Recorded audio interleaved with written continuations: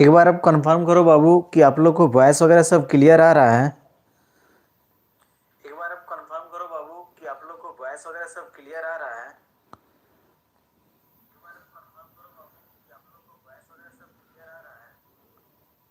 चलिए ठीक है, फिर क्लास को हम लोग स्टार्ट करते हैं।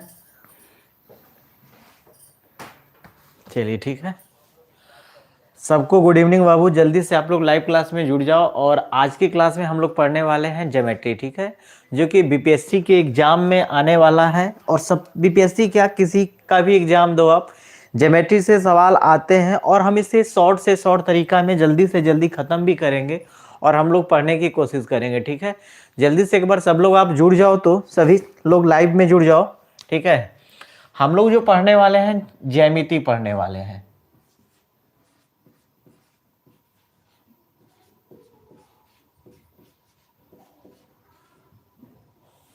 ठीक है, ज्योमेट्री का मतलब क्या होता है बाबू? ज्यामिति, ठीक है। इसका हिंदी जो होगा ज्यामिति।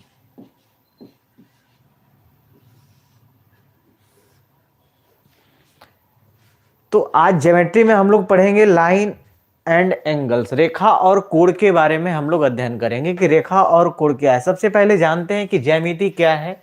ज्यामिति देखो दो वर्ड से मिलकर बना है, जियो और प्लस मेट्रॉन से मिलकर बना है। जियो का अर्थ होता है भूमि, मेट्रॉन का अर्थ होता है मापन, अर्थात भूमि मापन। ज्यामिति का सर्वप्रथम जो यूज किया गया था भूमि मापने के लिए यूज किया गया था, ठीक है। तो इसका जैसे कि मान लो अगर इस बोर्ड, ब्लैक बोर्ड, ये जो मेरा बोर्ड है ना, व्हाइट बोर्ड, इसकी अगर मुझे लेंथ अगर निकालनी है और इसकी चौड़ाई निकालनी है तो कैसे ज्ञात करेंगे?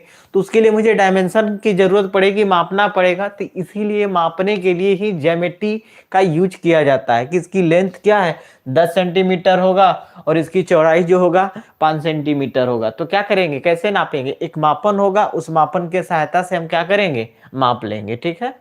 तो हम लोग बात करेंगे रेखा और कोण के बारे में। इसमें सबसे जो पहला चैप्टर है रेखा और कोण, ठीक। रेखा और कोण के बारे में हम लोग आज पढ़ने वाले हैं। तो रेखा और कोण के पढ़ने से पहले हम लोग पढ़ लेते हैं, इसमें सबसे छोटी आकृति होती है वो बिंदु होती है। आपसे अगर कोई पूछे कि बिंदु का मतलब क्या होता है, ऐसे ये हमारी क्या हुई बिंदु, इसका डिफिनेशन क्या बनेगा, तब क्या बोलोगे? देखो, बिंदु एक ऐसा सर्कल है जिसकी रेडियस क्या हो, 0 हो, उसे हम क्या बोलेंगे, बिंदु बोलेंगे। जैसे सोचो आप, अगर हमने एक सर्कल बनाया, ये हमारे क्या हुआ, मतलब कि अगर ये सर्कल है तो इसका सेंटर है, मान लेते हैं इसकी रेडियस हमारी कितनी है, 3 है। और इससे छोटा सर्कल बनाएंगे तो हो सकता है इसकी रेडियस क्या हो जाए, 2 हो जाए। इससे भी छोटा हमने सर्कल बनाया, हो सकता है इसकी रेडियस कितनी हो गई, 1 हो गई। और इससे भी छोटा हमने सर्कल बनाया, हो सकता है इसकी रेडियस 0.5 हो गई, समथिंग, ठीक है। और लास्ट में हमने एक ऐसा सर्कल बनाया जिसकी रेडियस क्या हो गई, 0 हो गई। तो बिंदु किसे कहेंगे? बिंदु वैसी आकृति या वैसा सर्कल जिसका क्या बोले, रेडियस 0 हो, वैसा सर्कल जिसका रेडियस क्या हो, 0 हो, उसे हम लोग क्या कहते हैं, बिंदु कहते हैं। या तो अब दूसरे भाषा में ये बोल सकते हैं कि वैसा सर्कल, सर्कल नहीं, वैसी आकृति जिसमें ना तो लंबाई हो, ना तो चौड़ाई हो और ना ही क्या हो, मोटाई हो, वो आकृति हमारी क्या कहलाती है, तो बिंदु कहलाती है। अगर आपसे मैं ये कहूं बाबू, आप लोग ध्यान देना कि जो बिंदु होती है इसमें ना तो लंबाई होती है, ना तो चौड़ाई होती है और ना ही क्या होती है, मोटाई, LBH, ये तीनों इसमें मौजूद नहीं होता है। तो वैसी आकृति ना तो जिसमें लंबाई हो, ना चौड़ाई हो, ना मोटाई हो, वो आकृति हमारी क्या कहलाएगी, बिंदु कहलाएगी। अब बात करेंगे हम लोग रेखा के बारे में, ठीक है। रेखा क्या है, ध्यान से देखना। अगर मैं आपसे कहूं कि रेखा, रेखा क्या है? रेखा अनंत बिंदुओं से मिलकर बनी हुई आकृति हमारी क्या कहलाती है, रेखा कहलाती है। जैसे मान लो ये हमने खींच दिया, ये हमारी क्या है, रेखा है, ठीक है। ये हमारी क्या है, रेखा है। रेखा क्या है, अनंत बिंदुओं से मिलकर बनी हुई क्या होती है, आकृति होती है। मतलब वैसे बोल दे सकते हैं कि वैसी लाइन, ठीक है, वैसी लाइन जिसका दोनों अंत बिंदु फिक्स ना हो, दोनों अंत बिंदु क्या हो, फिक्स ना हो, जिसे दोनों सिरे पे हम अनंत दूरी तक, उसको पीछे की तरफ भी अनंत दूरी तक बढ़ा दें और उसके आगे की भी तरफ हम क्या करें, अनंत दूरी तक बढ़ा दें, तो हमारी क्या कहलाएगी, रेखा कहलाएगी। अब किसी का बात आएगा सर इसमें रेखाखंड किसे कहेंगे, तो रेखाखंड के लिए बाबू आपको क्या करना पड़ेगा, रेखाखंड, ये छोटा छोटा पॉइंट है, इसे थोड़ा सा जान लेते हैं फिर हम आगे स्टार्ट करेंगे। रेखाखंड क्या होता है, रेखा में से काटकर बनाई गई आकृति क्या कहलाती है, रेखाखंड कहलाती है। जैसे मान लो ये हमारी रेखा थी और इस रेखा में से हमने क्या किया, ऐसे कट करके निकाल दिया, तो ये हमारी जो आकृति बनी ना, ये ए पॉइंट और ये जो बी, ये जो ए है और ये जो बी है, हमारी क्या कहलाएगी, रेखा कहलाएगी, रेखाखंड, सॉरी क्या कहलाएगी, रेखाखंड। तो रेखाखंड की लंबाई फिक्स होती है अगर उसका दोनों अंत बिंदु क्या होता है, फिक्स होता है। ए ना तो इसको आप राइट साइड में बढ़ा सकते हैं, जैसे मैं आपसे ये बोलूं, ये हमारा मार्कर है, ठीक है, अगर ये मार्कर है तो इसकी लंबाई फिक्स है, इसकी लंबाई क्या है, फिक्स है कि ये 10 सेंटीमीटर का ही है, इसे आप बढ़ा या घटा नहीं सकते हैं। उसी प्रकार रेखाखंड को ना तो आप बढ़ा सकते हैं ना तो आप घटा सकते हैं, तो हमारा क्या कहलाएगा, रेखाखंड कहलाएगा। आपसे पूछेगा कोई किसके कितने अंत बिंदु होंगे, तो आप बोलिएगा इसके 2 अंत बिंदु होंगे, ठीक है, और दोनों अंत बिंदु क्या होते हैं, तो फिक्स होते हैं। इसका कोई अंत बिंदु नहीं होता है, इसके कहाँ है, कोई अंत बिंदु है ही नहीं, क्योंकि इसका कोई अंत बिंदु फिक्स ही नहीं है। आप चाहो तो इसको पीछे की तरफ भी बढ़ा लो, आप चाहो तो इसे आगे की तरफ बढ़ा लो, ठीक है। अब बात करते हैं हम लोग किरण के बारे में।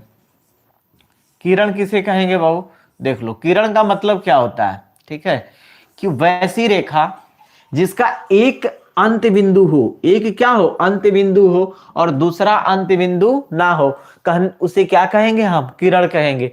का मतलब यह है कि इसको एक सिरे को अनंत दूरी तक बढ़ा सकते हैं, लेकिन दूसरा सिरा हमारा फिक्स रहेगा, वो हमारा किरण कहलाएगा। अब देखो ना, इस वाले आकृति को आप क्या करोगे, बढ़ा सकते हो, इनफाइनाइट दूरी तक आगे की तरफ बढ़ा सकते हो, लेकिन पीछे वाला पॉइंट हमारा फिक्स है, ये पीछे की तरफ नहीं बढ़ेगा, इसलिए हमारा क्या कहलाएगा, किरण कहलाएगा, ठीक है। अब बात करते हैं हम लोग समांतर रेखा के बारे में, ठीक है। इतना सब तो आप लोग जान लिया ना, यहां तक किसी बच्चे को अगर डाउट है तो मुझे एक बार कमेंट करके बता सकता है। कोई बच्चा ऐसा है जिसे डाउट हो, वो कमेंट करके बताए। किसी को कोई डाउट है बाबू,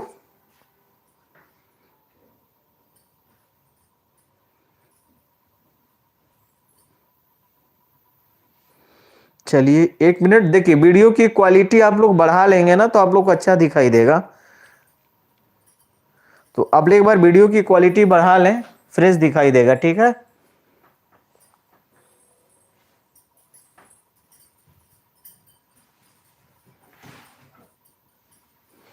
ठीक है, क्वालिटी बढ़ा लें बाबू, क्वालिटी बढ़ा लेंगे अच्छा दिखाई देगा।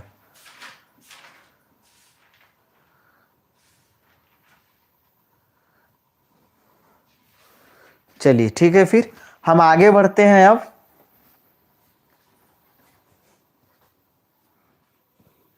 मिटा दें इसे। अब हम लोग बात करेंगे रेखा और कोण के बारे में। तो रेखा के बारे में हम लोगों ने पढ़ लिया, ठीक है। अब थोड़ा सा कोण के बारे में जिक्र कर लेते हैं कि कोण क्या है। देखिए, रेखा में समांतर रेखा के बारे में बात करते हैं। समांतर रेखा, अब देखिए समांतर रेखा किसे कहेंगे, समांतर रेखा, ठीक है। समांतर रेखा का मतलब क्या होती है कि वैसी दो रेखाएं जो एक दूसरे को कभी भी कट ना करें, वो रेखाएं क्या कहलाएंगी, समांतर रेखा कहलाएंगी। सोचो, अगर ये रेखा ए है, ये ए बी रेखा है, और ये हमारी सी डी रेखा है, और ये दोनों रेखाएं एक दूसरे को कभी भी क्या करें, कट ना करें, तो ये दोनों की दोनों रेखाएं क्या कहलाएंगी, समांतर रेखा कहलाएंगी। अर्थात हम ये कह सकते हैं कि ए बी जो हमारा होगा वो समानांतर होगा सी डी के, और ये समानांतर का सिंबल होता है। ऐसे ऐसे आप ऐसे कर दें तो ये समानांतर का क्या होगा, सिंबल होगा, ठीक है। तो इस बात को आपको याद रखना है। और दूसरी बात ये कह सकते हैं कि दो समांतर रेखाओं के बीच की दूरी हमेशा हर पॉइंट पे क्या होती है, समान होती है। अगर इसके बीच की दूरी अगर यहाँ पे अगर a सेंटीमीटर है, इसके बीच की दूरी क्या है, अगर यहाँ पे a सेंटीमीटर है, तो यहाँ पे भी इसके बीच की दूरी क्या होगी, a ही सेंटीमीटर होगी। चाहे यहाँ पे भी इसके बीच की दूरी क्या होगी, ए सेंटीमीटर होगी। अगर बीच का डिस्टेंस, दो रेखाओं के बीच का डिस्टेंस यदि हर पॉइंट पे समान नहीं है तो वह दोनों की दोनों रेखाएं समांतर रेखा नहीं हो सकती। अगर समांतर होना होगा तो उसको हर बिंदु पे उसके बीच की दूरी क्या होगी, समान होना पड़ेगा, अन्यथा वह दोनों रेखाएं समांतर रेखा नहीं कहलाएंगी। बात समझ में आ गया। चलिए अब हम लोग बात करते हैं कोण के बारे में। ठीक, चलिए इसे मिटा दें इसे। अब देखिए कोण किसे कहेंगे। पहला पॉइंट, कोण किसे कहते हैं। देखिए कोण का मतलब क्या होता है, समझिएगा। कोण किसे कहेंगे। कोण, कोण का मतलब क्या हुआ कि जब एक ही बिंदु से दो किरणें निकलती हैं, जैसे मैं आपको समझाना चाह रहा हूं, देखिएगा। अगर ये दोनों, ध्यान से देखिए, ये दोनों बिंदु क्या है, सेम है, और यहां से जब दो किरण निकली ना, देखिए एक किरण ऐसे निकली है और एक किरण ऐसे निकली है, तो इसके बीच में जो गैप बना ना, वही हमारा कोण कहलाता है। या आप ऐसे बोल सकते हो, दो रेखाओं के बीच के झुकाव को कोण कहते हैं। दो रेखाओं के बीच के झुकाव को कोण कहेंगे। या एक ही बिंदु से जब दो किरणें निकलती हैं तो उनके बीच में जो गैप बनता है, उनके बीच में जो गैप बनता है, ये गैप, ये हमारा कोण कहलाता है, थीटा है। इसी को हम क्या बोलेंगे, कोण बोलेंगे। ठीक है। तो कोण बनाने के लिए दो भुजाओं की आवश्यकता होती है। अगर मैं इसका कहूं ए है, ये बाबू बी है, ये सी है, तो जिस कोण को लिखते हैं ना, उस कोण को देखिए, इस कोण का नाम लिखने का दो तरीका है। आप चाहो तो ये देखिए, कोण का ये सिंबल होता है, चिन्ह होता है, प्रतीक। ठीक है। तो कोण ए बी सी, जो, अच्छा, कोण किस पे बना है, तो बी पॉइंट पे बना है ना, तो जिस पॉइंट पे कोण बनता है वो बीच में होता है। वो क्या होता है, बीच में होता है। आप चाहो तो इसका नाम ये भी लिख सकते थे, कोण सी बी ए भी लिख सकते थे, या सिंपल एक नाम इसका ये भी बन सकता था, सिंगल कोण बी। ठीक है। तो आप इसको भी लिख सकते थे, ये थीटा होगा तो ये भी थीटा है, और ये भी क्या है, थीटा है। याद रखिएगा। ये बात आपको समझ में आ गया। अब देखिए दूसरी बात, अगर मैं आपसे कहूं कि कोण, अगर कोई कोण बना है तो उसका अंतःभाग कौन होगा और उसका बाह्य भाग कौन होगा। तो देखिए अंतःभाग मतलब इन कोणों के बीच में कोई भी जो पॉइंट होगी वह अंतः भाग कहलाएगी, और इस कोण के बाहर में जो भी कोई पॉइंट होगी वो हमारा बाह्य भाग कहलाएगी। ठीक है। कोण के बाहर का भाग है वो, और इन दोनों रेखाओं पे जो कोई भी पॉइंट होगी वो हमारा क्या कहलाएगी, कोण पर स्थित पॉइंट कहलाएगी। ठीक है। कोण के अंदर में अगर कोई बिंदु है तो वो क्या बोलेंगे, अंतः बिंदु है, और कोण के बाहर में कोई बिंदु है तो उसे बाह्य बिंदु बोलेंगे, और कोण के भुजाओं पर स्थित अगर कोई बिंदु है तो उसको बोलेंगे कोण पर स्थित बिंदु है। ठीक है। इस बात को याद रखिए। जैसे मैं आपको कहूं ये P है, ये Q है, ये R है, तो पी क्यू आर क्या है, कोण के अंदर बना हुआ है, और यहां पे हम कहें S है, ये T है, ये P है, तो मान P नहीं, इसको आप Q भी कर लीजिए, तो एस टी भी क्या है हमारा, तो कोण के बाहर का बिंदु है। ठीक है। और इस पे अगर स्थित कोई पॉइंट है, जैसे मान लीजिए ये A है, ठीक है, और इस पे स्थित ये पॉइंट मान लीजिए ये B है, तो A और B क्या कहलाएगा, कोण पर स्थित बिंदु कहलाएगा। ठीक है। ये क्वेश्चन आता है आपको, कभी कभी पूछता है, कुछ पॉइंट दे देगा, बोलेगा इसमें कौन अंतः बिंदु होगा, कौन बाह्य बिंदु होगा, और कौन कोण पर स्थित बिंदु होगा, तो आपको बताना होगा। ठीक। अब बात करते हैं कोण के प्रकार के बारे में कि कोण कितने प्रकार के होंगे। चलिए कोण के प्रकार के बारे में जानते हैं कि कोण कितने प्रकार के बनेंगे। घबराइएगा मत, क्लास थोड़ा सा लंबा चलेगा। ठीक है, इसके लिए आप निश्चिंत रहिएगा थोड़ा सा। अब हम कोण के प्रकार के बारे में बात करेंगे। कोण के कितने प्रकार है, कोण के प्रकार। ठीक है। कोण के प्रकार के बात में बात करते हैं तो कोण के मुख्यतः जो प्रकार है निम्न प्रकार के होते हैं। कोण कितने प्रकार के होंगे, निम्न प्रकार के होंगे। पहला बात करेंगे हम लोग, पहला न्यून कोण के बारे में। किसके बारे में, तो न्यून कोण के बारे में। तो न्यून कोण किसे कहते हैं, ध्यान से समझिएगा। न्यून कोण का मतलब क्या होता है कि वैसा कोण, ठीक है, अगर कोण ये A है, ये B है, और ये सी है, और ये जो थीटा हमारा है ये न्यून कोण मान लीजिए, ठीक है। तो न्यून कोण का मतलब क्या होता है, जो थीटा का वैल्यू होगा ना, जो थीटा हमारा होगा उसका जो मान होना चाहिए वो 0 डिग्री से क्या हो, बड़ा हो, बट 90 डिग्री से क्या हो, छोटा हो, उसे हम क्या बोलेंगे, न्यून कोण बोलेंगे। तो बोलेंगे वैसा कोण जिसका मान 0 डिग्री से बड़ा हो बट 90 डिग्री से क्या हो, कम हो, उसे हम न्यून कोण बोलेंगे। क्या बोलेंगे, न्यून कोण। दूसरा जो आपका आता है समकोण आता है, क्या आता है, तो समकोण। समकोण का मतलब क्या होता है, समकोण का फिगर भी देखते जाइएगा साथ साथ में। ये हमारा समकोण है, ये ए है, ये बी है, ये सी है, ये थीटा है। तो समकोण का मतलब क्या होता है, जब थीटा की वैल्यू कितना आ जाए बाबू, 90 डिग्री हो जाए। जब थीटा बराबर क्या हो जाए, 90 डिग्री हो जाए, तो वो हमारा समकोण कहलाएगा। क्या कहलाएगा, समकोण। तीसरा कोण के बारे में बात करते हैं हम लोग, अधिक कोण के बारे में। क्या होगा, तो अधिक कोण। अधिक कोण किसे कहेंगे, तो ध्यान से सुनिए। अधिक कोण का मतलब होता है वैसा कोण जिसका मान 90 डिग्री से तो ज्यादा हो बट 180 डिग्री से क्या हो, कम हो, उसे हम लोग अधिक कोण कहते हैं। जैसे इसका फिगर की मैं बात करूं तो इसका फिगर मैं यहां पे बता रहा हूं, ठीक है। ये न्यून कोण का है, ये समकोण का फिगर है, और यहां पे जो फिगर मैं बनाने जा रहा हूं वो अधिक कोण का फिगर है। अधिक कोण का फिगर कुछ ऐसे बनेगा बाबू, कुछ क्या बनेगा, ऐसे, ठीक। अगर ये कोण ए है, ये बी है, ये सी है, और ये थीटा है, तो थीटा की जो वैल्यू होगा वो क्या होगा कि 90 डिग्री से तो बड़ा होगा बट 180 डिग्री से क्या होगा, छोटा होगा। तो ये हमारा क्या कहलाएगा, अधिक कोण कहलाएगा। क्या कहलाएगा, तो अधिक कोण। ये अधिक कोण का फिगर है, ये न्यून कोण का है। ये किसका है, तो न्यून कोण का, ठीक। और ये जो है समकोण का है, समकोण। और ये आपका अधिक कोण का है, अधिक कोण, ठीक है।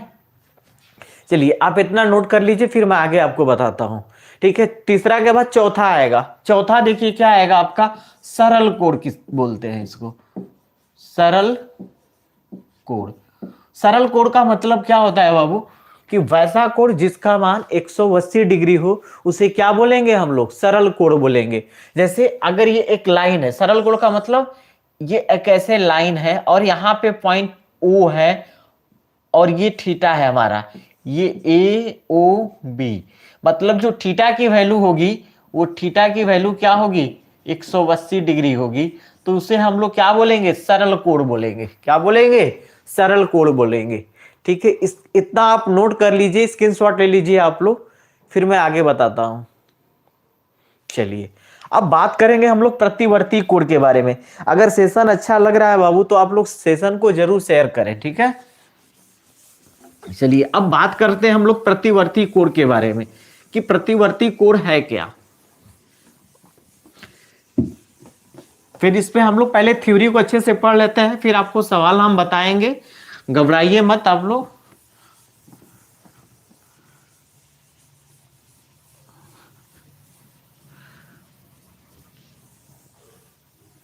चलिए अब हम बात करते हैं किसके बारे में, तो प्रतिवर्ती कोण।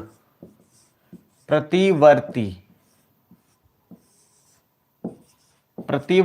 कोण।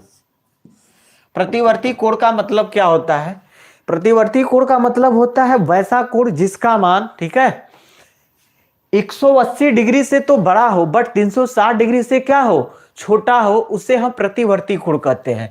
तो प्रतिवर्ती कोण का फिगर आपके माइंड में आ रहा होगा कि कैसे फिगर बनेगा। तो देखिए ये कोण ए है और ये हमारा बी है, ये सी है। तो प्रतिवर्ती कोण का मान ये होता है, ये वाला जो कोण बनेगा ना, ये थीटा बना, ये हमारा प्रतिवर्ती कोण कहलाएगा।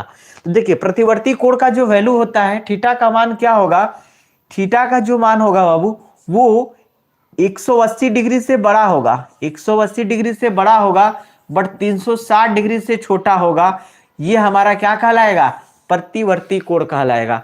मतलब उसका मान 180 डिग्री से बड़ा होना चाहिए बट 360 डिग्री से क्या होना चाहिए, छोटा होना चाहिए, तो प्रतिवर्ती कोण कहलाएगा।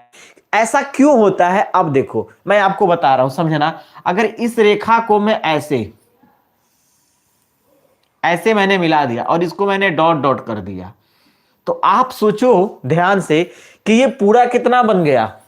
अगर मैं इस रेखा की मैं बात करूं, ठीक है, यहां पे मान लीजिए सी हमने कर दिया, तो सी बी, नहीं इसको हमने डी कर दिया, तो डी बी सी, कोण डी बी सी कितना होगा? ये पूरा तो 180 डिग्री का बनाएगा ना। देखो ये पूरा कितना बनेगा? 180 डिग्री का बनेगा।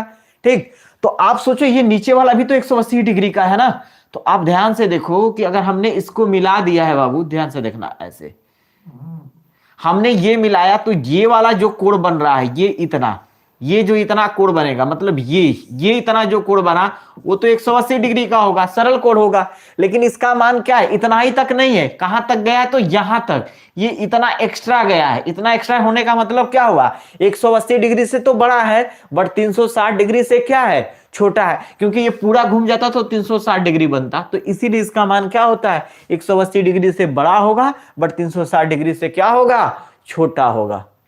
अरे भाई देखो ना, ये अगर मैंने इस लाइन को डॉट डॉट करके मिलाया तो ये पूरी लाइन 180 डिग्री का कोण बनाएगी कि नहीं बनाएगी? एक सरल रेखा है तो 180 डिग्री का कोण बना। लेकिन प्रतिवर्ती कोण में हमने बोला कि ये पूरा कोण है, ये पूरा। तो आप सोचो यहां तक तो 180 डिग्री बन गया, यहां तक। ये इतना जो एक्स्ट्रा बना है, तो इसका मतलब यही है कि इसका मान 180 डिग्री से बड़ा होता है, बट 360 डिग्री से छोटा होता है। क्योंकि ये पूरा जब हम ले लेंगे, ये ऐसे इस पूरे को शामिल कर देंगे तो 360 होगा। क्योंकि 360 पूरा शामिल नहीं ना, यहीं तक है वो। इसका मतलब 360 से क्या होना चाहिए? छोटा होना चाहिए। बस आप इसे याद रखिएगा।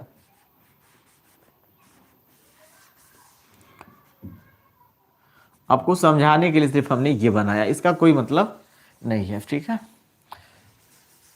मैं यहां से अच्छे से कर दे रहा हूं, देख लीजिए।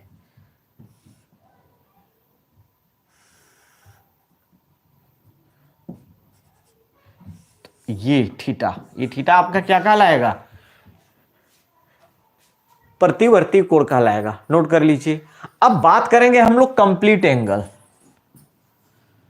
जो भी था ये, जो भी चौथा या पांचवा जो भी होगा नंबर, ठीक है, छठवां, कंप्लीट संपूर्ण कोण बोलते हैं। ठीक है, कंप्लीट एंगल, कंप्लीट एंगल, संपूर्ण कोण, संपूर्ण कोण। संपूर्ण कोण का मतलब क्या होता है बाबू? कि थीटा वैसा कोण जिसका मान 360 डिग्री हो। तो थीटा बराबर क्या होगा? थीटा की वैल्यू 360 डिग्री हो, उसे क्या बोलेंगे हम लोग? संपूर्ण कोण बोलेंगे। मतलब एक पॉइंट है और यहां पे हमने क्या कर दिया? एक कोण बना दिया। जैसे ये लाइन है तो इस पे हमने क्या कर दिया? 360 डिग्री का कोण बना दिया। तो यही पॉइंट हमारा क्या कहलाएगा? कंप्लीट एंगल कहलाएगा। आपसे पूछा जाएगा कि एक बिंदु पे कितने डिग्री का कोण बनता है, नोट में करके लिख लीजिएगा आप लोग। एक बिंदु पे कितने डिग्री का कोण बनता है, तो आप लिख लीजिएगा नोट, एक बिंदु पर 360 डिग्री का कोण बनता है, का कोण बनता है। ठीक है, एक बिंदु पे कितने डिग्री का कोण बनता है? तो 360 डिग्री का कोण बनेगा। तो यहां तक किसी बच्चे को अगर दिक्कत नहीं है तो फिर हम आगे बढ़ते हैं। ठीक है, आप चाहें तो इसका स्क्रीनशॉट ले लीजिए। प्रतिवर्ती कोण किसे कहेंगे? वैसा कोण जिसका मान 180 डिग्री से बड़ा हो बट 360 डिग्री से छोटा हो, वो हमारा प्रतिवर्ती कोण कहलाएगा। कंप्लीट एंगल किसे कहेंगे? जहां थीटा की वैल्यू क्या हो जाए? 360 डिग्री हो जाए, तो हमारा कंप्लीट एंगल कहलाएगा। अब बात करेंगे हम लोग पूरक कोण के बारे में। ठीक है, कि पूरक कोण क्या है और संपूरक कोण क्या है, इसके बारे में। ठीक है, इसका स्क्रीनशॉट ले लीजिए आप लोग। चलिए, अब हेडिंग डालिएगा आप लोग पूरक कोण। ये सब कोण के प्रकार में ही चल रहे हैं। आज के क्लास में पूरी रेखा और कोण का जो भी थ्योरी है वो खत्म कर देंगे, उसके बाद हम लोग सवाल बनाएंगे। ठीक है, चलिए अब बात करते हैं हम लोग पूरक कोण के बारे में कि पूरक कोण क्या है। देखिए, पूरक कोण, पूरक कोण को इंग्लिश में बोलते हैं कंप्लीमेंट्री एंगल। ठीक है, पूरक कोण को क्या बोलेंगे? Complementary angle. पूरक कोण किसे कहते हैं? तो हम बोलेंगे वैसा दो कोण जिनका योग क्या हो, 90 डिग्री हो, वह दोनों के दोनों कोण क्या कहलाएंगे? पूरक कोण कहलाएंगे। तो आप इसे देखिए कि कोण ए प्लस कोण बी का मान यदि 90 डिग्री आ जाए तो ये दोनों के दोनों कोण क्या कहलाएंगे? पूरक कोण कहलाएंगे। क्या बोलेंगे हम लोग? पूरक कोण बोलेंगे। जैसे आपको अगर लिखना हो कि कोण ए का पूरक कोण बराबर, तो आप क्या लिखेंगे? 90 माइनस कोण ए। ठीक है, कोण ए का पूरक कोण क्या होगा? 90 माइनस कोण ए। इसी प्रकार आपको कहा जाए कि कोण बी का पूरक कोण क्या होगा बाबू? तो पूरक कोण बराबर, तो आप बोलेंगे 90 माइनस कोण बी हो जाएगा। ठीक है, जैसे एग्जाम्पल में देखिए। ठीक है, अगर आपको हम कहें एग्जाम्पल के थ्रू समझिए, कहें कि अगर मान लीजिए थीटा बराबर, ठीक है, कोण ए बराबर 40 डिग्री दिया गया है। अगर आपसे पूछा जाए कि कोण ए बराबर 40 डिग्री तो कोण ए का पूरक कोण क्या होगा? ठीक है, कोण ए बराबर 40 तो कोण ए का पूरक कोण क्या होगा? पूरक कोण क्या होगा? ठीक है, समझ रहे हैं? तो हमने क्या बताया था? पूरक कोण के लिए बस 90 में से उस कोण के मान को घटा दीजिए, वही आपका पूरक कोण हो जाएगा। तो क्या करिएगा? 90 में से 40 को घटाइए तो कितना आ जाएगा? 50 डिग्री। तो 40 डिग्री का पूरक कोण क्या होगा? 50 डिग्री। इसी प्रकार आपसे अगर हम कहते हैं कि 60 डिग्री का पूरक कोण बताइए, तो 60 डिग्री का पूरक कोण क्या होगा? 60 डिग्री का पूरक कोण क्या होगा? बताइए, 60 डिग्री का पूरक कोण क्या होगा? तो कुछ नहीं करेंगे भाई, 90 में से 60 को क्या करेंगे? घटा देंगे। 90 माइनस 60 डिग्री बराबर 30 डिग्री। ठीक है, तो ये हमारा पूरक कोण हो जाएगा। किसी का भी पूरक कोण पूछे आपसे तो आपको क्या करना है? 90 में से उस कोण को घटा देना है, जो आएगा वही उस कोण का पूरक कोण कहलाएगा। बोलिए, यहां तक किसी को दिक्कत है? अगर यहां तक किसी को दिक्कत नहीं है तो फिर आगे बढ़े हम। सेशन को बाबू आप लोग शेयर जरूर कर दें। ठीक है, जो बच्चे जुड़े हैं ना वो सेशन को शेयर करें। तो चलिए फिर आगे बढ़े हम। अब हम लोग बात करेंगे क्या चीज? समपूरक कोण के बारे में। अब हेडिंग डालिएगा, इसको स्क्रीनशॉट ले लिए होंगे ना, समपूरक कोण। अब यहां पे लग जाएगा सम। ठीक है, समपूरक कोण। समपूरक कोण में क्या होगा कि वैसे दो कोण जिनका योग क्या हो जाए? 180 डिग्री हो जाए, वो हमारे समपूरक कोण कहलाएंगे। तो सोचो, कोण ए प्लस कोण बी बराबर 180 डिग्री, तो ये हमारा समपूरक कोण हो गया। तो कोण ए का समपूरक, यहां पे सम लगा दीजिए बस, समपूरक कोण क्या हो जाएगा बाबू? तो 180 माइनस कोण ए। कोण बी का समपूरक क्या होगा? कोण बी का समपूरक कोण क्या होगा? तो यहां 180 माइनस बी हो जाएगा। ठीक है, अब इसमें भी एग्जांपल क्या होगा? इसका समपूरक क्या हो जाएगा? समपूरक कोण क्या होगा? तो 180 माइनस क्या कर देंगे? 180 माइनस 40, तो बताओ कितना आ जाएगा? 180 में से 40 घटा देंगे बाबू, तो कितना बचेगा? बोलो, 140 डिग्री हो जाएगा। 140 डिग्री इसका आपका आंसर हो जाएगा। 60 डिग्री का क्या होगा समपूरक कोण? तो यहां पे सम लगा देना है। ठीक है, समपूरक कोण क्या होगा? तो इसको भी क्या कर देंगे? 180 माइनस 60 घटा देंगे बाबू, तो कितना बच जाएगा? 120 डिग्री। ये आपका आंसर हो जाएगा। तो पूरक समपूरक कोण में कोई अगर आपको दिक्कत है तो बताएं। नहीं ना? चलिए, अब सबसे इंपॉर्टेंट मैं बताने जा रहा हूं, आप उसे मिस मत करिएगा, जरूर देखिएगा ध्यान से। ये सबका स्क्रीनशॉट हो गया? चलिए,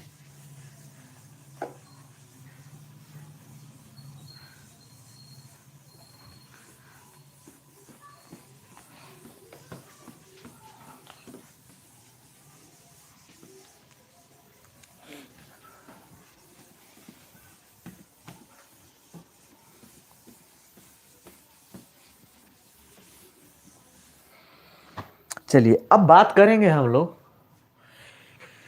संगत कोण के बारे, संगत कोण नहीं, अभी हम लोग बात करेंगे शीर्षाभिमुख कोण के बारे में।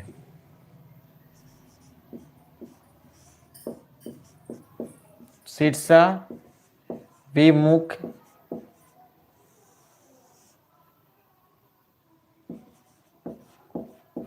इसका जो इंग्लिश होगा वर्टिकली अपोजिट एंगल, ठीक है।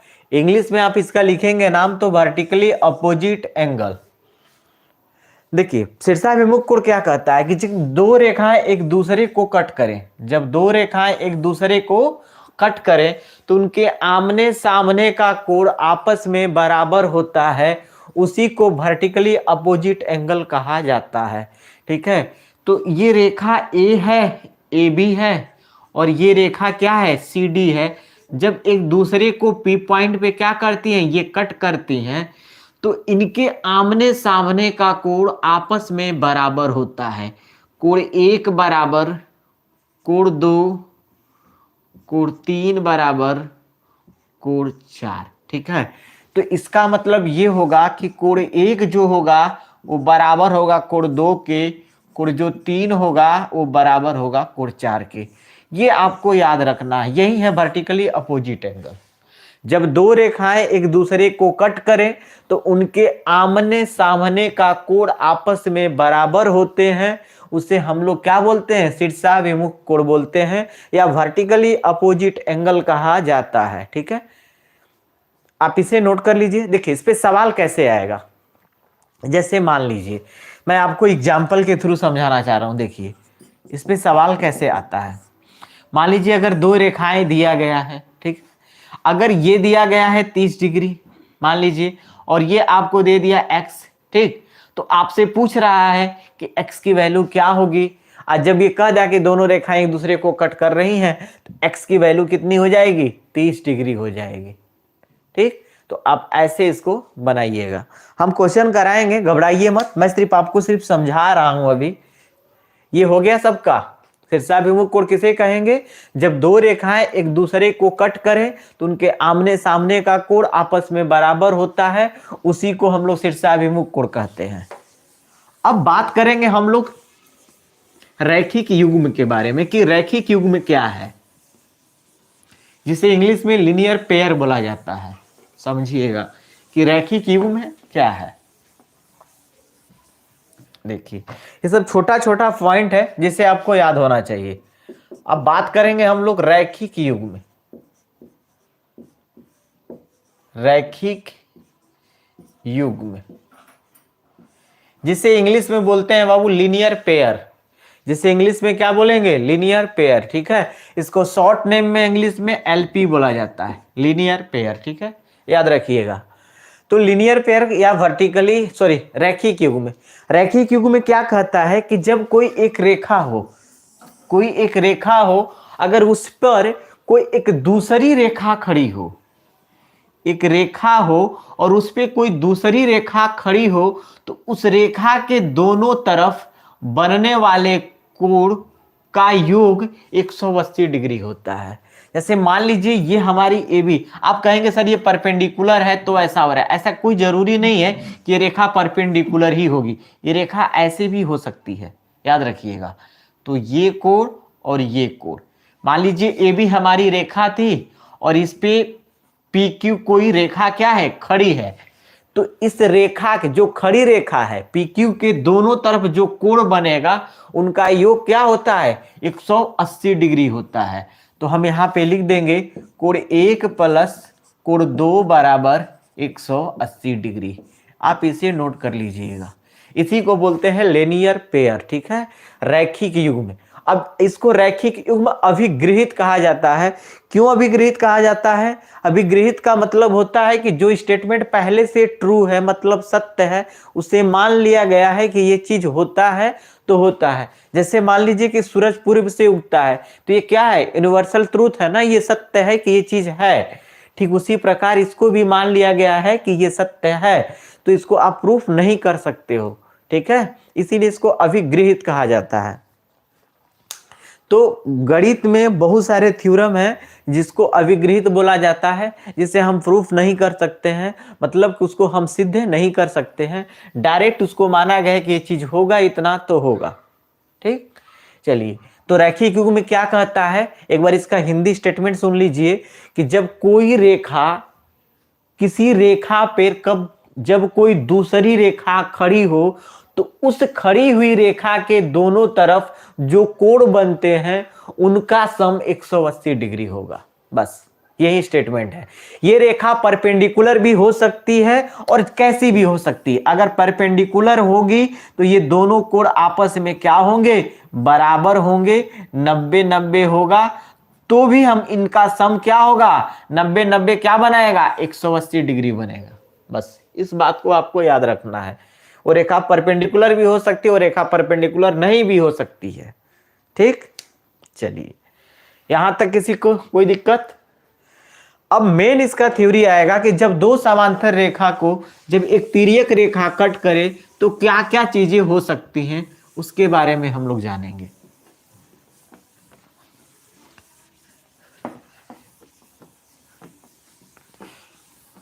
ये सारे पॉइंट हैं, इसे आप याद रखिएगा। जैसे कह रहा है,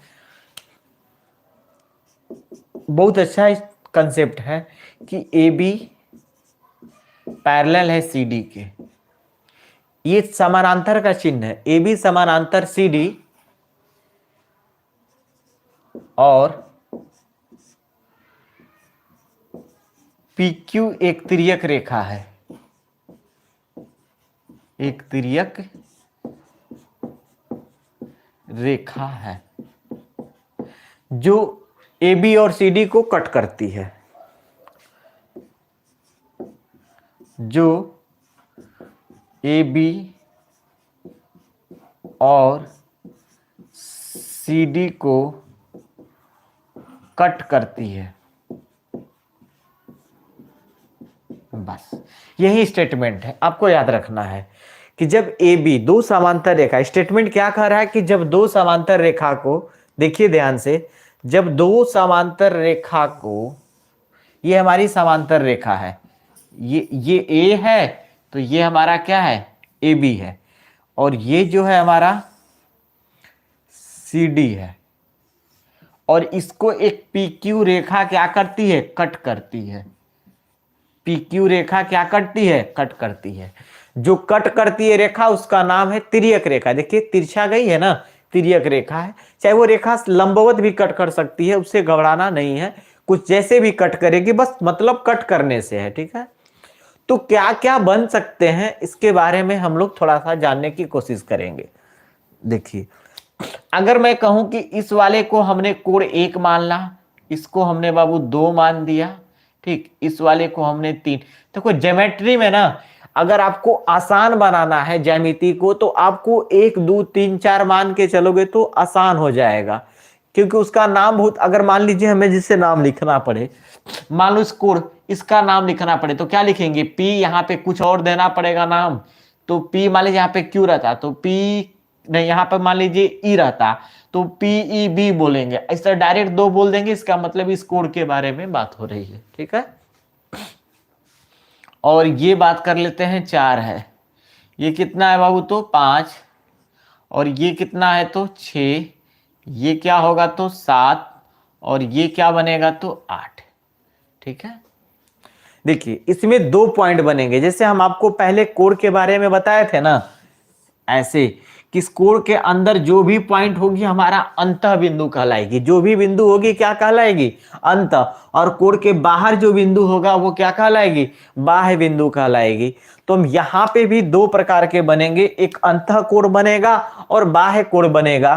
तो अंतः कोण का युग्म कौन कौन होगा और बाह्य कोण का युग्म कौन कौन होगा, थोड़ा सा देखिएगा आप लोग। ठीक है, चलिए मैं अंतः कोण पहले लिख लेता हूं, इसका सॉल्यूशन मैं करके लिख रहा हूं। ठीक है, डैश देके,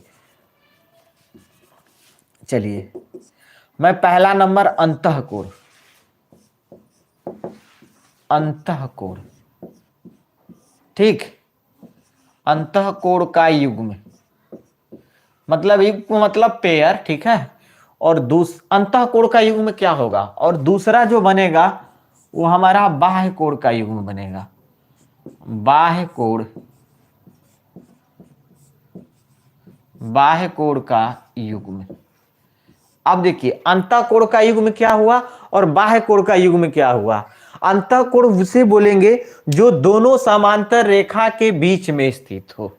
वैसा कोण जो दोनों समांतर रेखा के बीच में स्थित हो वह हमारा अंतःकोण कहलाएगा, और वैसा कोण जो दोनों समांतर रेखा के बाहर स्थित हो वो हमारा बाह्य कोण कहलाएगा। तो सोचिए समांतर रेखा तो AB और CD है, इन दोनों रेखाओं के बीच में बनने वाला कोण क्या है, 3, 4, 5 और 6 है, तो ये हमारे अंतःकोण कहलाएंगे। ये क्या कहलाएंगे, ये अंतःकोण क्या हो जाएंगे, तो कोण 3 होगा, कोण 4 होगा, कोण 5 होगा एंड कोण 6 होगा। ये हमारे सब क्या होंगे, समांतर रेखा के अंदर बनने वाले कोण हैं, इसलिए हमारे क्या कहलाएंगे, ये अंतःकोण कहलाएंगे। क्या होंगे, तो ये समांतर रेखा के अंदर बनेंगे, समांतर रेखा के अंदर बनने वाले कोण हैं, बनने वाले कोण। समझ गए, ये क्या होंगे, समांतर रेखा के अंदर बनने वाले कोण हैं, तो ये हमारा क्या कहलाएंगे बाबू, तो ये अंतःकोण के युग्म कहलाएंगे। ठीक है, बाह्य कोण किसे बोलेंगे, तो देखिए समांतर रेखा तो अंदर ये हो गया, तो समांतर रेखा ये है तो इसके बाहर कोण क्या बना, 1 और 2। समांतर रेखा एक ये है तो इसके बाहर कोण क्या बना है, 7 और 8। तो ये हमारे बाहर बनने वाले कोण हैं, तो कोण क्या हो जाएगा, कोण 1, कोण 2, कोण 7 एंड कोण 8। ये क्या होंगे, समांतर रेखा के बाहर बनने वाले कोण हैं, समांतर रेखा के बाहर बनने वाले कोण। ठीक है, अब इसे याद रखिएगा, बाह्य कोण किसे कहेंगे, जो समांतर रेखा के बाहर बनेगा वो बाह्य कोण होगा, और जो समांतर रेखा के अंदर बनेगा वो हमारा अंतःकोण कहलाएगा। ठीक है, तो आप इसे नोट कर लें बाबू, इतना नोट कर लें, फिर मैं आगे बताता हूं। ये पॉइंट पहला और दूसरा पॉइंट लिख लें, फिर मैं आगे आपको बता रहा हूं। इसका स्क्रीनशॉट इतना लें। चलिए, हो गया सबका स्क्रीनशॉट। अब बात करते हैं इसमें कौन कौन से कोण के युग्म बनेंगे। तो इसमें दो ही प्रकार के कोण बनते थे, एक अंतःकोण बनेगा, एक बाह्य कोण बनेगा। ठीक है, उसमें भी एकांतर कोण का युग्म आएगा, संगत कोण का युग्म आएगा, और क्या बोलते हैं, और उसके बाद एकांतर कोण, संगत कोण, और उसके बाद आपका क्या होगा, वर्टिकली ऑपोजिट एंगल आएगा, क्योंकि वो हमने तो बता दिया है पहले से ही। तो बात करते हैं, इसको मिटा दें। चलिए, अब बात करेंगे हम लोग एकांतर कोण। तो एकांतर कोण भी दो प्रकार के बनेंगे। एकांतर कोण भी क्या बनेगा, तो दो प्रकार का बनेगा। तो एकांतर कोण में कौन कौन, एक बाह्य एकांतर कोण बनेगा, एक अंतः एकांतर कोण बनेगा। ठीक है, चलिए तो हम लोग बात करते हैं। ये हमारा तो पॉइंट था ना, ये तो क्वेश्चन दिया रहेगा। पहला एकांतर कोण, एकांतर कोण, एकांतर कोण में ए जो होगा वो एक होगा अंतः एकांतर कोण, अंतः एकांतर कोण, और बी जो होगा बाह्य एकांतर कोण, बाह्य एकांतर कोण। देखिए आपके दिमाग में होगा कि एकांतर कोण कैसे, पहले किसे कहते हैं, ध्यान से देखिए। तो एकांतर कोण किसे कहेंगे समझने की कोशिश करिएगा। एकांतर कोण का मतलब होता है कि जब दो समांतर रेखा को, ध्यान से देखिए बाबू, यहां पे मैं बता रहा हूं कि जब दो समांतर रेखा को जब एक तिर्यक रेखा क्या करे, कट करे। ठीक है, जब दो समांतर रेखा को जब एक तिर्यक रेखा कट करे तो उसके तिरछा तिरछी, ये देख रहे हैं, तिरछा तिरछी जो कोण बनेंगे वो आपस में क्या होंगे, बराबर। देखिए पहले अंतःकोण हो गया, मैं अंतःकोण की बात कर लेता हूं। तो अंतःकोण में क्या होगा, देखो 3, 4, 5 और 6, ये हमारा अंतःकोण होगा। तो इसमें देखो एक आकृति बनेगी। आप देखो मैं इसको डॉट लाइन ऐसे कर रहा हूं मोटा लाइन से, तो देखो ये जेड की आकृति बन रही है। क्या बन रही है? जेड बन रही है। तो जेड की जो यहां भी आकृति बनेगी, ये वाली आकृति आपको जहां भी दिखाई दे ऐसे, तो इसके मुंह के अंदर बना कोण आपस में क्या होता है? बराबर होता है। क्या होता है? तो बराबर होता है। तो एकांतर कोण के युग में कौन कौन होंगे? जो तिरछा तिरछी कोण बनेंगे। 3 6 एकांतर कोण के युग में है, 4 5 एकांतर कोण के युग में है। ठीक है, ये अंत एकांतर कोण है। बाह्य एकांतर कोण में देखो तिरछा तिरछी 1 और 8, देखो 1 और 8 भी क्या है? तिरछा तिरछी है। ठीक है, तो ये भी एकांतर कोण के युग में कहलाएंगे। 2 और 7 भी क्या कहलाएगा? एकांतर कोण के युग में कहलाएंगे, लेकिन ये बाह्य एकांतर कोण होंगे। ठीक है, चलिए अंत एकांतर कोण के युग में कौन कौन होंगे बाबू? तो ध्यान से देखना, अंत एकांतर कोण के युग में 3 कोण, जो 3 होंगे ना वो बराबर होंगे किसके? कोण 6 के। ठीक, और उसके बाद कोण जो 4 होंगे, वो जो कोण 4 है वो बराबर होगा किसके? कोण 5 के। हमने बोला ना तिरछा तिरछी बराबर होंगे। ठीक है, हो गया।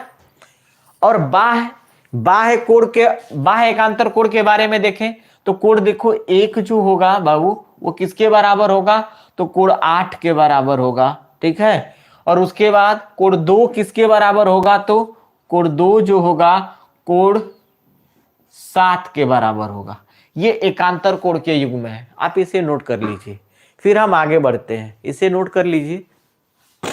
ये सारे पॉइंट आप याद रखिएगा। जब एक समांतर रेखा को, जब एक कोई दो समांतर रेखा है उन्हें एक तिर्यक रेखा कट करती है, तो उसके एकांतर कोण के युग्म आपस में बराबर होते हैं। ठीक है, तो एक एकांतर कोण में 2 प्रकार के एकांतर कोण बनेंगे, एक अंत एकांतर कोण बनेगा, एक बाह्य एकांतर कोण। तो वो दोनों के युग्म क्या होंगे? आपस में बराबर होंगे। ठीक है, नोट कर लीजिए इसको। चलिए अब हम लोग बात करते हैं, हो गया सबका?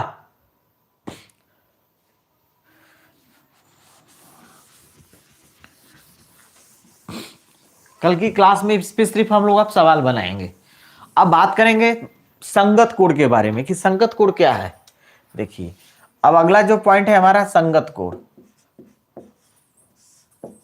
संगत कोण क्रॉसपॉन्डिंग एंगल। ठीक है, और एकांतर कोण को अल्टरनेट इंटीरियर एंगल बोला जाता है, और अल्टरनेट एक्सटीरियर एंगल।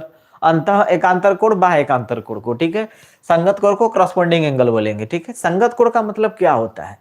जब कोई दो समांतर रेखा को, जब एक तिर्यक रेखा कट करे, देखिए अब ध्यान से समझिएगा,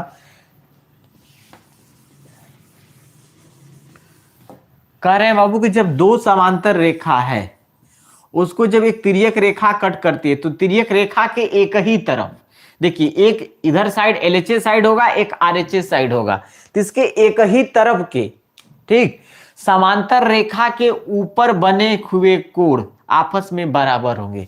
देखिए इस समांतर रेखा को जब एक तिर्यक रेखा कट करी तो उसके एक ही तरफ, ये पहली समांतर रेखा है, इसके ऊपर जो बना कोण ये, और दूसरी रेखा के जस्ट ऊपर बना कोण ये, दोनों आपस में क्या होंगे? बराबर होंगे। तो आप सोचो, तो यहां पे क्या होगा? कोण 2 और 6 आपस में क्या हो जाएंगे? बराबर होंगे। कोण 2 बराबर कोण 6 होगा। ठीक है, अब इस साइड में भी देखेंगे तो इस साइड में देखिए कोण ये वाला, ये कोण और ये कोण भी आपस में क्या होंगे? बराबर होंगे। मतलब 1 और 5 भी आपस में क्या होंगे? बराबर होंगे। कोण 1 बराबर होगा कोण 5 के।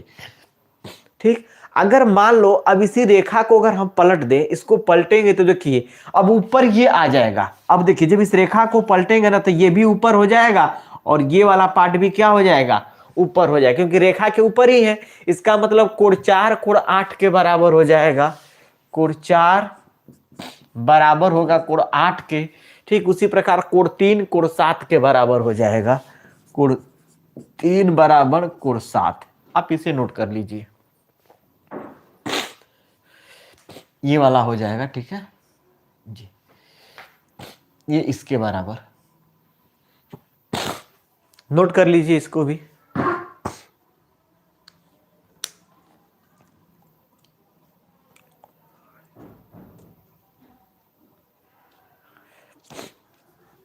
चलिए बहुत अच्छा। अब हम लोग बात करेंगे इसका लास्ट प्रॉपर्टी है, ठीक है। चलिए हो गया सबका।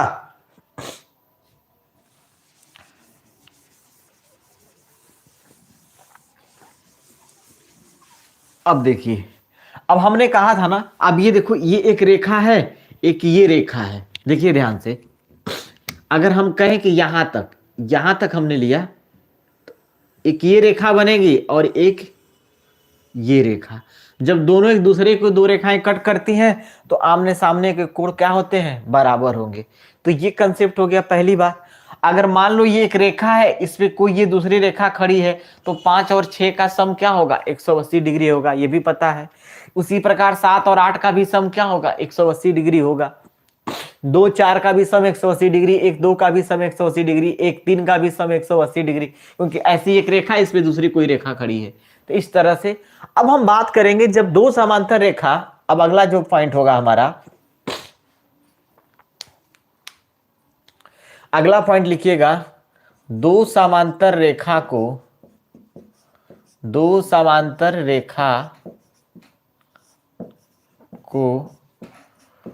जब एक तिर्यक रेखा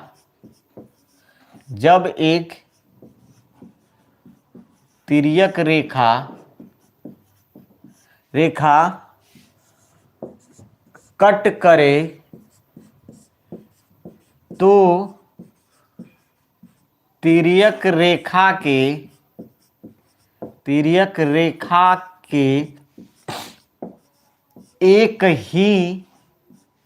एक ही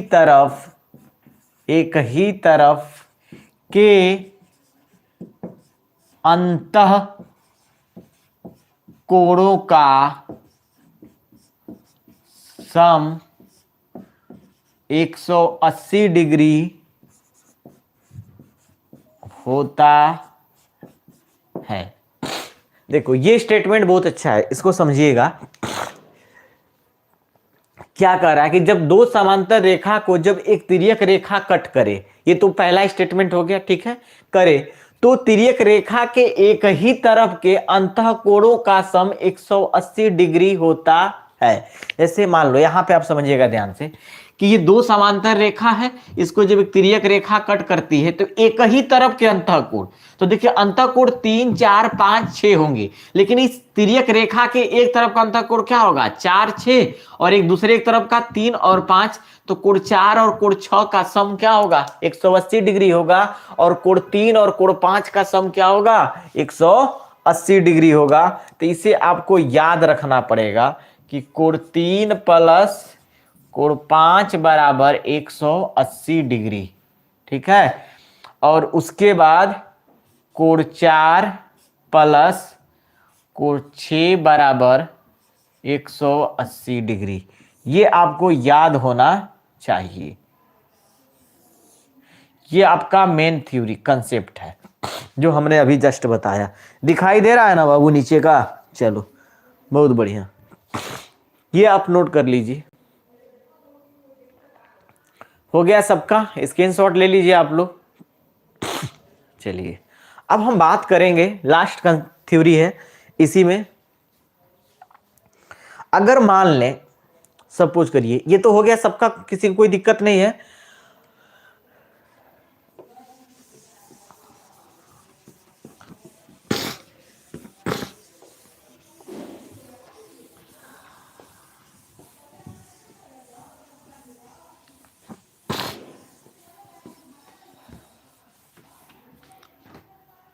चलिए अब हम अगर बात करें आपके से कि अगर मान लीजिए कि कोण समद्विभाजक, पहले थोड़ा सा एक छोटा सा टॉपिक है उसको समझ लो पहले आप।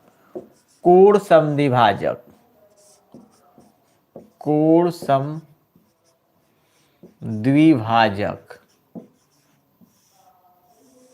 कोण समद्विभाजक क्या होता है।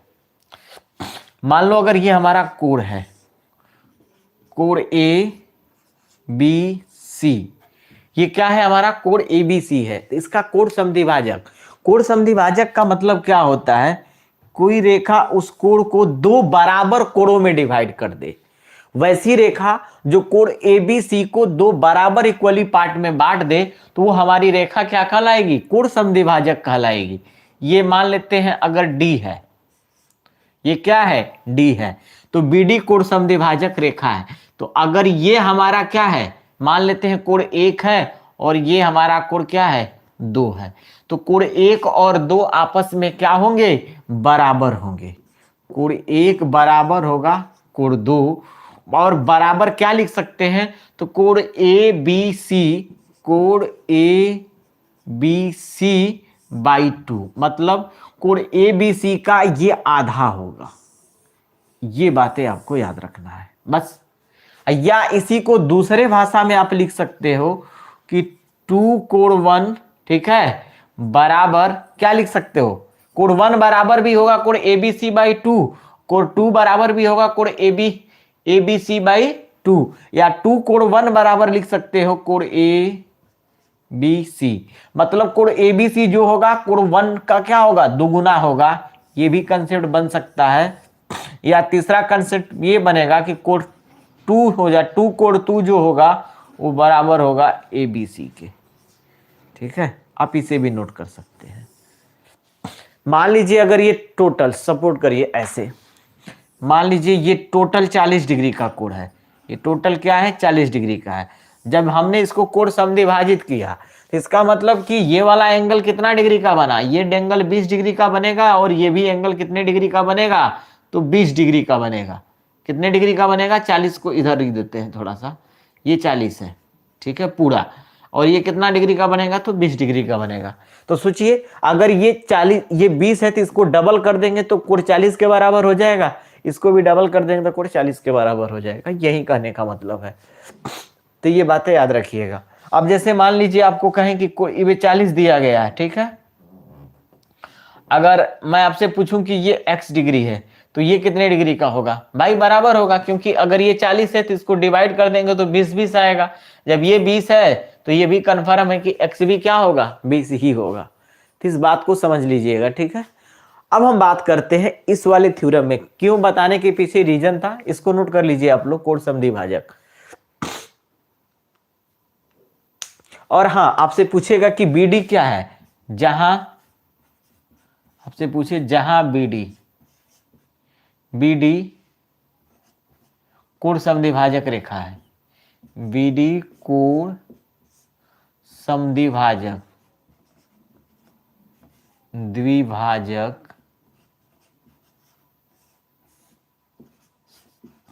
रेखा है। क्या है? कोण समद्विभाजक रेखा है। नोट कर लीजिए इसे। चलिए अब हम बात करते हैं, थोड़ा सा इसको मिटा दें। मैं अब इसमें जो आपको समझाना चाह रहा था वो ध्यान से देखिएगा।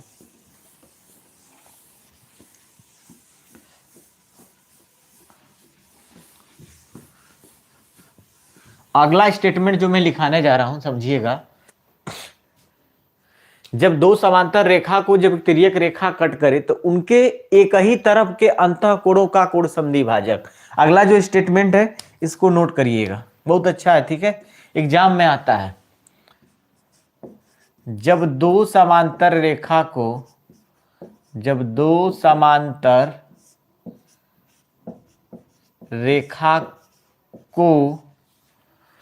एक तिर्यक रेखा कट करे,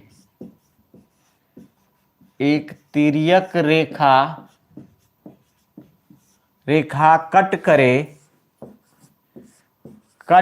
करे तो तिर्यक रेखा के एक ही तरफ के कोणों का कोण समद्विभाजक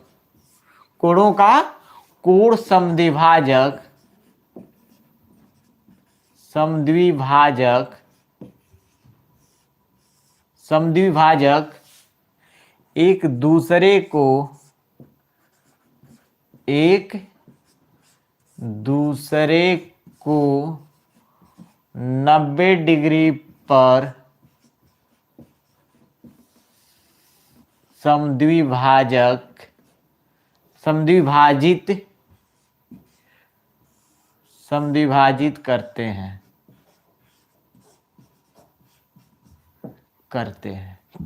मतलब समझिए इसका, इस स्टेटमेंट का मतलब क्या है। मान लीजिए अगर ये हमारी PQ रेखा है, ठीक है, जैसे इसका मैं फिगर यहां पे ड्रा करता हूं। देखिए अगर ये हमारा रेखा है, जब इसको एक तिर्यक रेखा क्या कर रही है, कट कर रही है, ये दोनों समांतर रेखा है। क्या है, ये दोनों समानांतर रेखा है। समझिए जब इसको एक तिर्यक रेखा कट करे, क्या करे, तिर्यक रेखा कट करे, तो तिर्यक रेखा के एक ही तरफ का अंतःकोण, तो कोण ये अंतःकोण होगा, ये अंतःकोण होगा, और ये क्या होगा, एक ये होगा, और इधर एक अंतःकोण होगा, ये अंतःकोण होगा। तो इस अंतःकोण का कोण समद्विभाजक, इस अंतःकोण का कोण समद्विभाजक एक दूसरे को 90 डिग्री पे क्या कट करते हैं। यही बातें मैं बताना चाह रहा था। एक दूसरे को क्या करते हैं, 90 डिग्री पे कट करते हैं। मतलब इस कोण का कोण समद्विभाजक, कोण समद्विभाजक होने का मतलब ये वाला कोण आपस में बराबर हो गया, ये कोण इस कोण के बराबर, ये कोण इस कोण के बराबर, ये कोण इस कोण के बराबर। ये इसका कोण समद्विभाजक एक दूसरे को क्या करते हैं, 90 डिग्री पे कट करते हैं। बस चलिए इसको भी आप नोट कर लीजिए। चलिए लास्ट स्टेटमेंट देख लीजिए, कल इस पे हम लोग सवाल बनाएंगे। मिटा दें इसे। अब बात करेंगे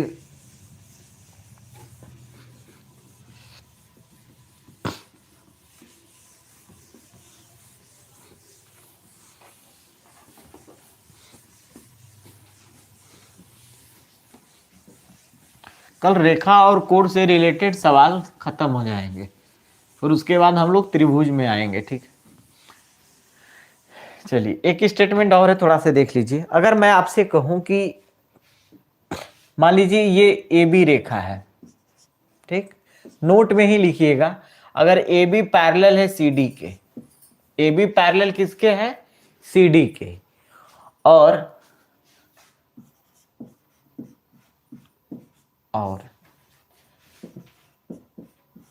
AB पैरेलल PQ है,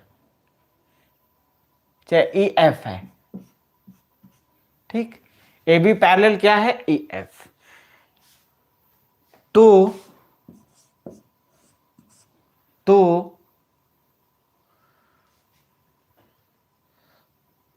CD पैरेलल EF होगा।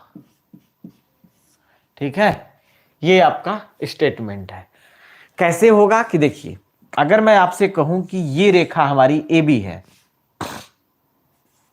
ये रेखा क्या है, AB, ये पैरेलल है किसके भाई, तो AB पैरेलल है CD के, AB पैरेलल CD, ठीक है।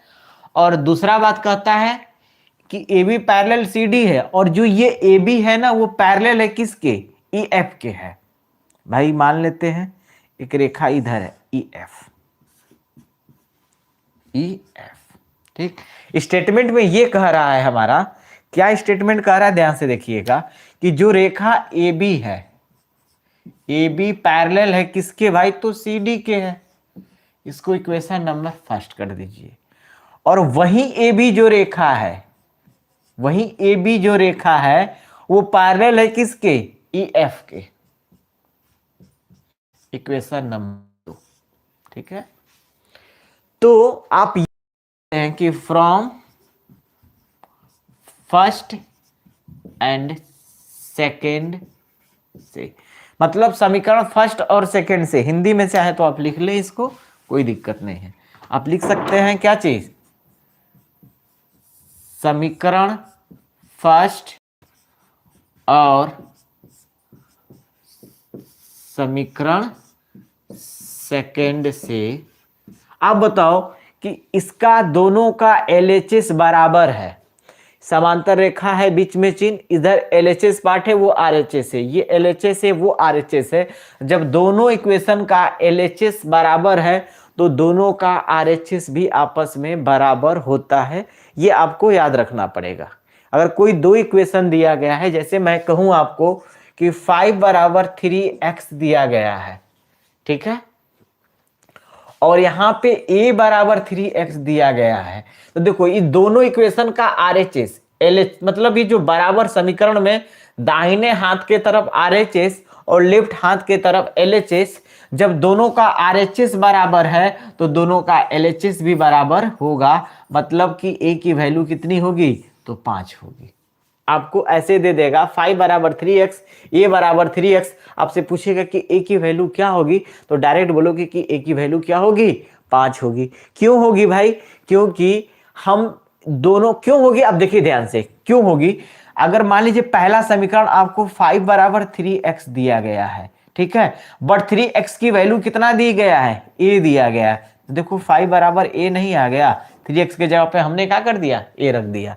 इसलिए इसीलिए हम लोग डायरेक्ट बोलते हैं, अगर कोई दो समीकरण दिया गया है और दोनों का अगर LHS बराबर है तो दोनों का RHS बराबर होगा, अगर दोनों का RHS बराबर है तो दोनों का LHS भी आपस में क्या होगा, बराबर होगा। तो ठीक है, इसी प्रकार दोनों समीकरणों का LHS बराबर है तो दोनों समीकरणों का क्या होगा, RHS भी बराबर होगा। इसका मतलब जो CD है वो पैरेलल होगा EF के। बस इस बात को आपको याद रखना है। मतलब कि अगर तीन रेखाएं दी गई हैं, अगर पहली रेखा दूसरे के समानांतर है और पहली रेखा तीसरे के समानांतर है, तो दूसरी और तीसरी रेखाएं भी आपस में क्या होंगी, समानांतर होंगी। बस मेरा समझाने का यही मोटिव था, जो कि हमने लैंग्वेज में लिख दिया है। तो इस पे हम लोग सवाल बनाएंगे कल की क्लास में। अगर आपको क्लास अच्छा लगा हो तो प्लीज इसे लाइक शेयर करें, और फिर हम लोग मिलते हैं कल की क्लास में, ठीक है, चलिए।